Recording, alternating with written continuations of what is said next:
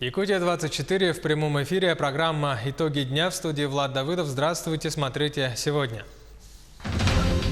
Есть долги, нет выезда. Сотни жителей республики не могут поехать за границу из-за долгов. Как себя проверить на наличие такой задолженности? Иглоукалывание, терапия пиявками и травами. В Якутске открыли Центр традиционной медицины. Чисто там, где не мусорят. В удачном Мирнинского района ведут борьбу с проблемой несанкционированных свалок. Экспедиция Возрождения. Школьники Ленска отправятся на исторически важное и познавательное путешествие. Какова главная цель?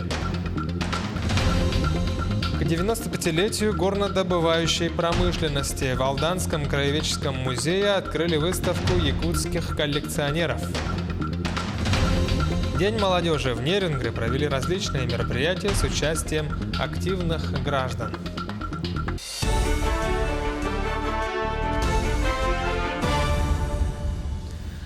В Ленске ликвидируют последствия урагана. Напомним, сегодня на город обрушился сильный ливень, ветер и грозы. Буквально в течение получаса улицы сильно подтопило, на дорогах образовались огромные лужи. Непогода частично оставила жителей без света и связи. После прошедшего урагана повалилось свыше 40 опор высоковольтных линий. Работает 3 бригады на сегодня. Будут работать до полного восстановления электричества. Пока в городе порядка где-то половина города обесточена на сегодняшний день. Ракету «Союз-2.1Б» установили на стартовой площадке космодрома «Восточный». Первый в этом году запуск с космодрома будет произведен 5 июля. Ракета «Союз» доставит на орбиту аппарат «Метеор М» номер 2-2. Он войдет в состав российской группировки спутников дистанционного зондирования Земли.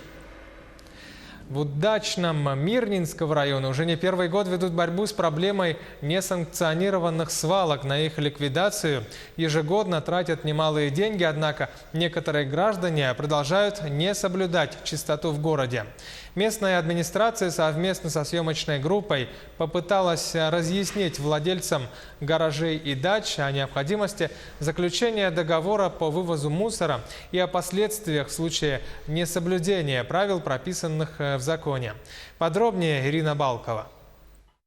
Вывести и утилизировать свой мусор законным путем – большая проблема для нерадивых горожан. Приходится администрации города ежегодно тратить на эти цели почти 1 миллион рублей. Если накопленный мусор в баках возле домов уже перестал быть проблемой, так как вывозится региональным оператором в лице муниципального унитарного предприятия «Удачного» регулярно, то, что касается территорий дач и гаражей, здесь, на первый взгляд, полный апокалипсис. Вывозить мусор с этих территорий администрация города просто не успевает. Ну а хозяева гаражей не считают своей обязанностью решить этот вопрос по закону.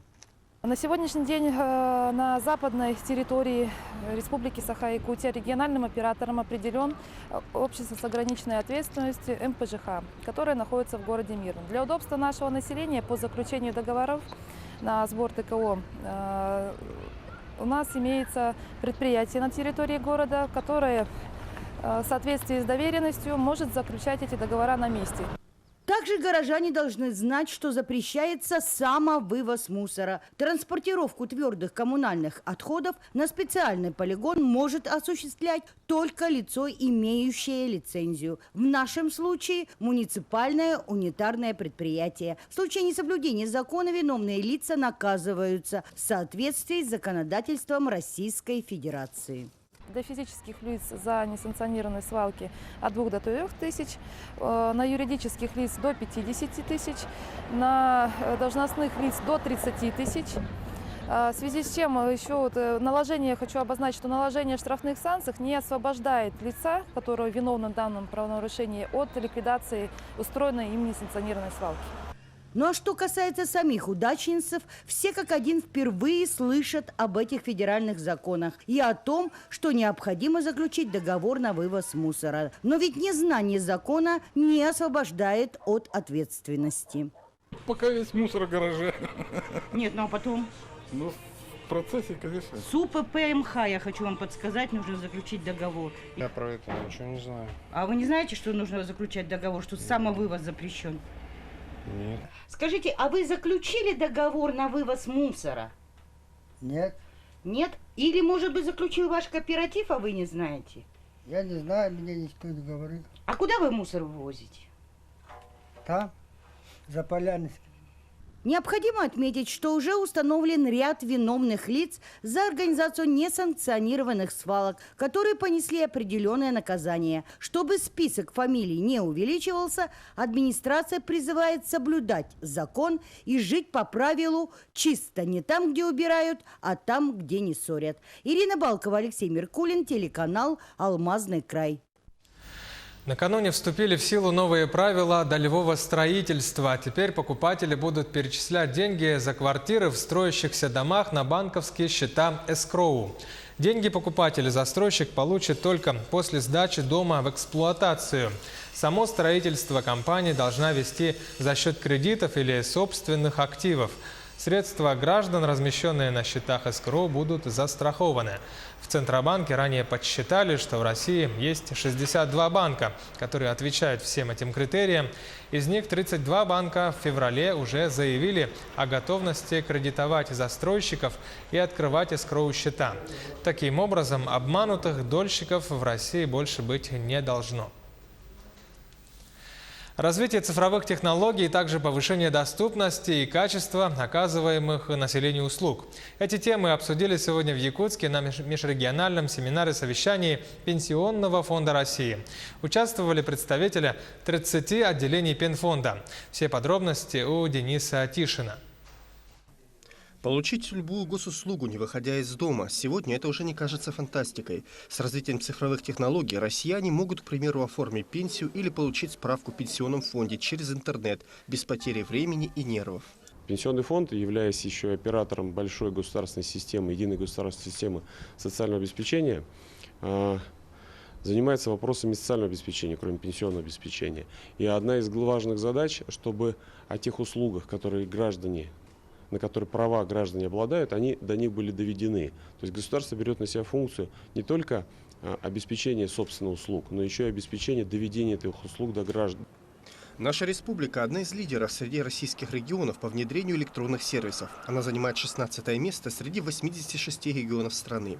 Сегодня якутяне могут получить 26 государственных услуг пенсионного фонда, из них 19 в электронной форме. Среди самых популярных – запрос выписка лицевого счета, вопросы, связанные с установлением пенсии, а также оформлением материнского капитала. А ведь еще 4 года назад за получением госуслуг через интернет обращались буквально единицы. Абсолютно не исключает того, что в ближайшем будущем практически 100% сервисов пенсионного фонда они будут оказываться именно через электронные средства.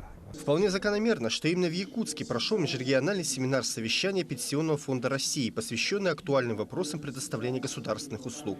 Впрочем, началось деловое мероприятие совсем не по-деловому, с музыкального приветствия.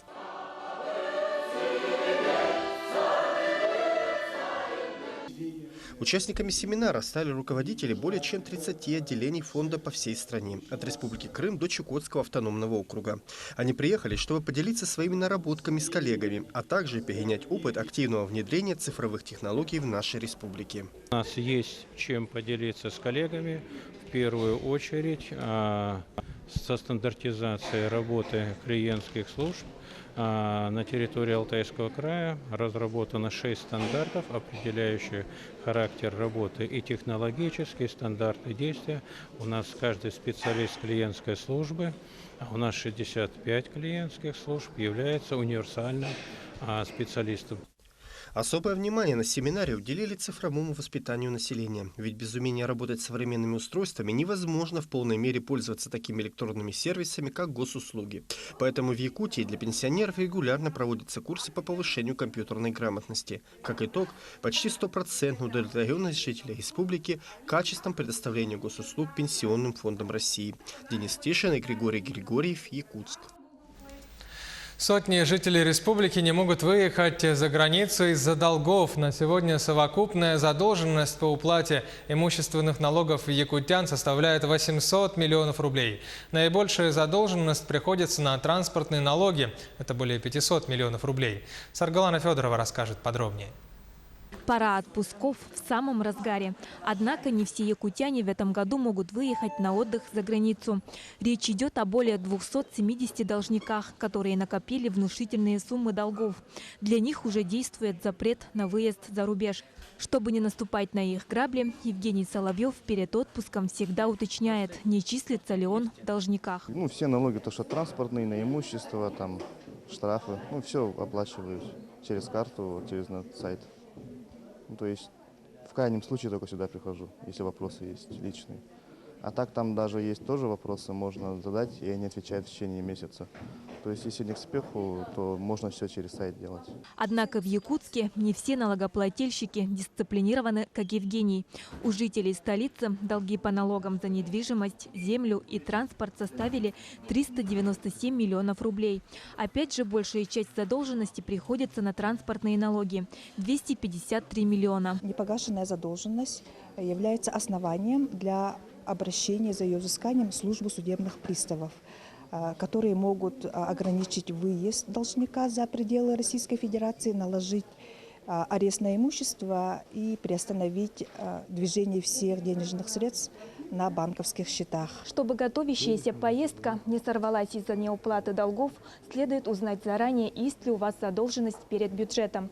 Сделать это можно на сайте Федеральной налоговой службы налог.ру. Заходим в личный кабинет налогоплательщика, и если есть задолженность, оплатить ее можно сразу через сайт. В службу судебных приставов инспекции направлено 197 заявлений о временном ограничении на выезд должников за пределы России.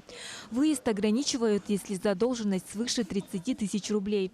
Решение может быть вынесено также при наличии долга более 10 тысяч рублей, если она не погашена по истечении 2 месяцев со дня окончания срока оплаты.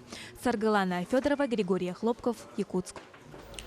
Вернемся через 30 секунд. Оставайтесь с нами, смотрите далее. Экспедиция Возрождения. Школьники Ленска отправятся на исторически важное и познавательное путешествие. Какова главная цель? К 95-летию горнодобывающей промышленности в Алданском музее открыли выставку якутских коллекционеров. И День молодежи. В Нерингре провели различные мероприятия с участием активистов.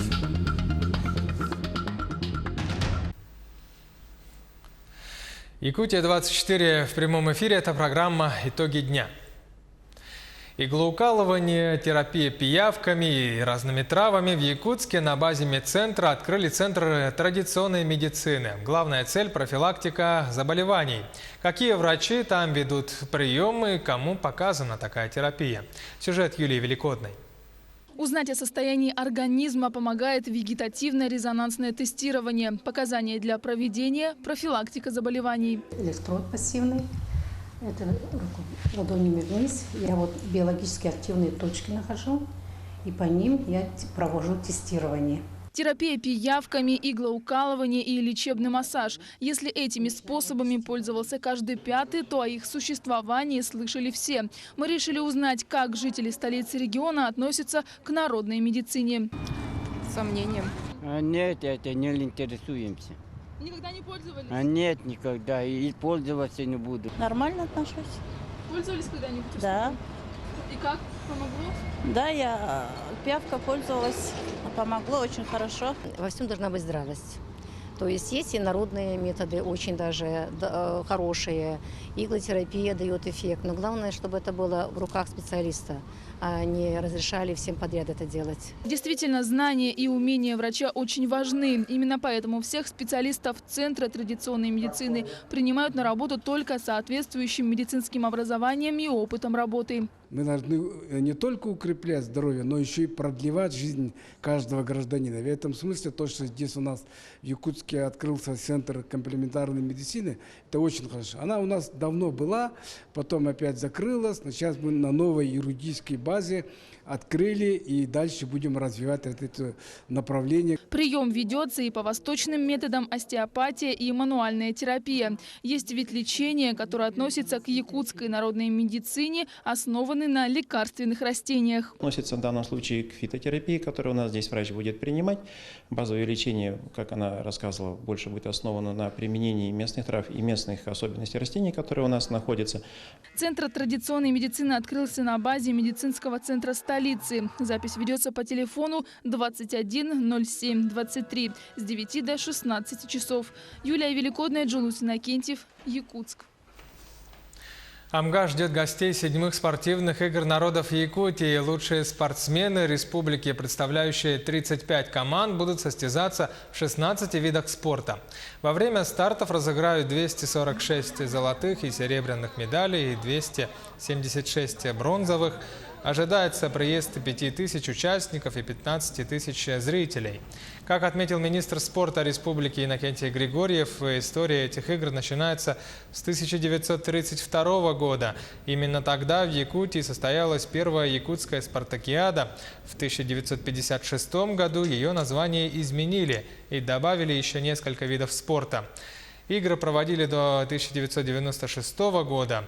Через 10 лет, в 2006 году, спортивные соревнования возобновили. И тогда в Усть-Алданском улусе состоялись первые игры народов Якутии.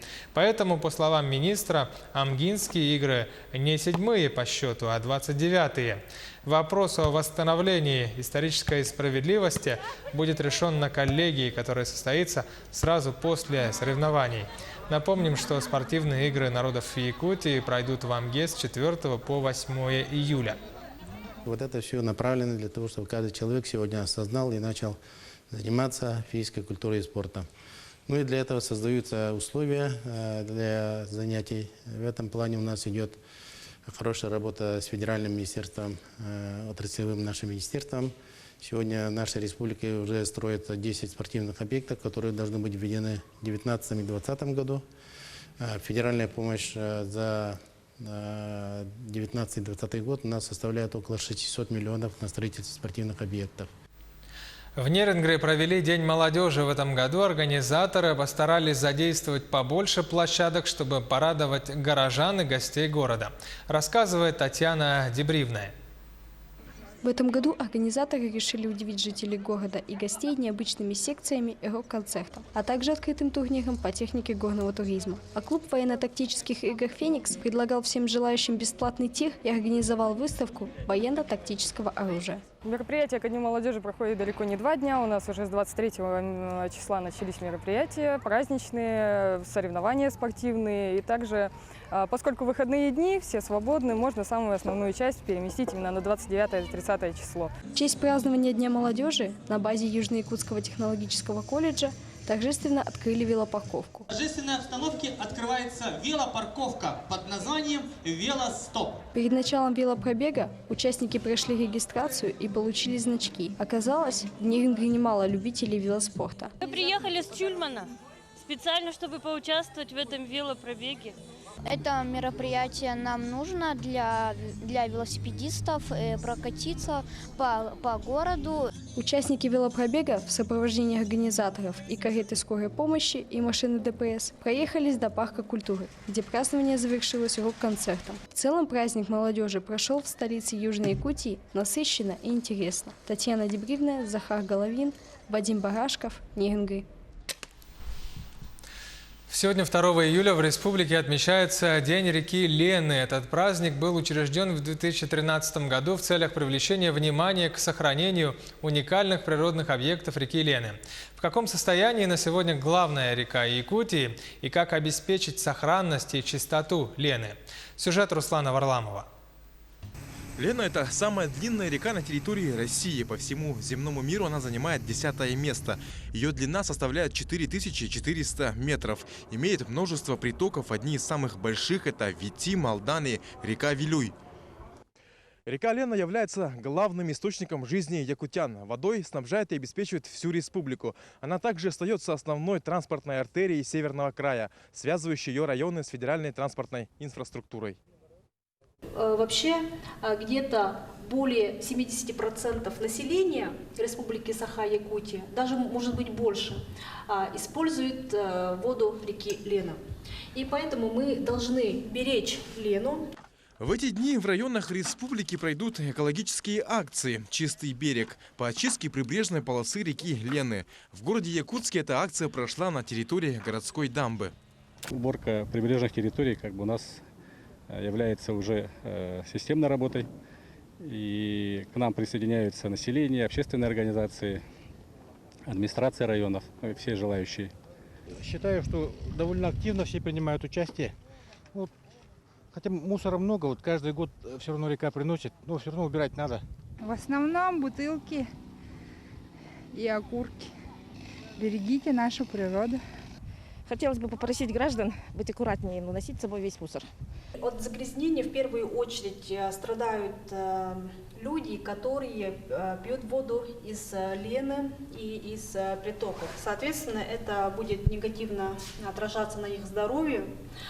То есть повысится заболеваемость, когда человек пьет воду. И многие недооценивают значимость питьевой воды. Река Лена – это наше богатство и достояние. Хотелось бы напомнить, что от вклада каждого из нас зависит состояние и будущее нашей реки. Всего за 30 минут пришлось убрать весь мусор на берегу реки, в местности набережной дамбы. Здесь стало намного чище и приятнее. Вместе мы сохраним чистоту нашей природы. Руслан Варламов, Григорий Хлопков, Якутск. Школьники Ленска отправятся в православную экспедицию возрождения. Главная цель – найти заброшенные храмы и внести все это в интерактивную карту. Возглавит экспедицию настоятель Ленского храма отец Анатолий. Подробнее в следующем сюжете. 9 школьников города Ленска проведут каникулы с пользой. Совсем скоро ребята отправятся в необычную экспедицию. Эта поездка станет заключительным, 4-м этапом большого 4-летнего проекта. Его цель – создать интерактивную карту православных храмов Приления. Мы описываем их состояние, их судьбу, описываем с того момента, как они были построены, что потом с ними было в 30-е годы, в каком они состоянии сейчас находятся, отбиваем координаты. Если храм разрушен, делаем замеры обязательно. Если храм разрушен, то мы чертим фундамент, такой рисунок фундамента делаем и указываем его размеры тоже. В этом году маршрут экспедиции начнется с Якутска. Там еще остались места, которые не успели обследовать в прошлом году. Далее исследователи преодолеют 1000 километров на моторных лодках до Жиганска, а затем доберутся на теплоходе до Тикси. Надеюсь, что все хорошо пройдет, потому что вот эта экспедиция – это не поездка просто такая развлекательная, не какой-то отдых, а на самом деле труд довольно тяжелый. Ребята на поездку настроены положительно. Среди них есть как опытные путешественники, так и новички. Слышала о ней, и мне очень нравится, так как я там и с папой везде езжу на рыбалки, на всякие . Думаю, я выдержу, мне нравится это все. Еще я очень люблю увлекаться историей, тем более нашей страны. Поэтому для меня это очень интересно. В экспедицию я уже иду 2-й раз. И, собственно, ожидания, впечатления у меня те же, что и в прошлом году. Это прекрасные пейзажи, замечательные люди. Вообще узнать, как дальше живут люди. Экспедиция продлится около 3 недель. По ее итогам школьники издадут очередной выпуск журнала «Возрождение». Все материалы научно-краеведческой поездки войдут в энциклопедию под названием «Храмы Приления». Марина Крутихина, Олег Соснин, телеканал «Алмазный край». В Алданском краеведческом музее открыли выставку якутских коллекционеров. Посвятили все это 95-летию горнодобывающей промышленности Якутии. Подробнее Руслан Павлов. Марки по теме геологоразведки, минералогии и горнодобывающей промышленности. Той же тематики почтовые конверты. Обыватель скажет, невелика презентация, а для понимающих людей это уникальное собрание. Привезли, именно у нас филателистическая выставка, поэтому основной упор идет на марки и конверты. Здесь представлены 2 работы одного из старейших коллекционеров Андрея Плюснина, касающиеся горного дела и геологии. Богатство недр Якутии, вернее, тут на марках, конвертах. И вот сзади за моей спиной, вот, можно посмотреть, будет тоже вот, касается именно геологии. На выставке в Алданском краеведческом музее коллекционеры из города Якутска представили лишь малую часть экспонатов. Причем все они связаны с горнодобывающей промышленностью Якутии и Алдана, которая в этом году отмечает 95-летие. Никифор Иванов может часами увлеченно рассказывать о своей нумизматической коллекции. В Алдан он привез несколько уникальных монет. В начале 90-х годов, когда были неплатежи, инфляция, в Алдане пытались ввести свои местные деньги, денежные суррогаты. Были в 4 металлах, то есть алюминий, а у меня его нету, латунь, серебро и в золоте были жетоны. Но эта инициатива была задушена из Якутска, сказали никаких местных денежных суррогатов. Деньги у нас одни, рубль, и нечего тут придумывать. Краеведческий музей стал площадкой общения коллекционеров из Якутска и Алдана. Стоило этим увлеченным людям оказаться на одной территории, и они сразу же начали строить планы о новых проектах, которые хочется реализовать. В принципе, и нам, конечно, много было что выставить, но мы как-то решили посмотреть на коллег из Якутска. Тем более, в этом году мы только начали с ними дружить. До этого мы как-то не общались. Нет, общались на общество, приезжая в Якутск, там немножко поторгуя, там чуть-чуть познакомились, поздоровались, и все. А чтобы так плотно, да тем более еще пригласить, то есть приехали, чтобы они с выставкой. Поэтому нам было очень интересно сюда приехать, увидеть действительно вот ваш краеведческий исторический музей, да. Вот первый раз я вот вижу вот ковша Драги, например, да. Это вообще для меня вообще какое-то чудеса, да. Я никогда не видел, ну только по телевизору. В общем, посмотреть на ваших коллекционеров, очень интересные такие увлекающиеся люди, мне понравились. Вот. Коллекционер – это не просто собиратель. Это человек, который знает о той или иной вещи, монете или марке буквально все. Зачастую при изучении материала коллекционеры сталкиваются с непростыми судьбами людей. Отметка времени, то, что когда люди были репрессированы, их вычеркивали из истории. То есть замарывали лица, убирали фамилии из документов. То есть это все проводилось довольно целенаправленно. Выставочные стенды сообщества коллекционеров пробудут в Алданском музее до конца июля. Впрочем, это лишь первый шаг навстречу друг другу алданских и якутских единомышленников. Руслан Павлов, Александр Лукин, Алдан. Таковы итоги дня сегодня. Оставайтесь на Якутии 24. Всего доброго.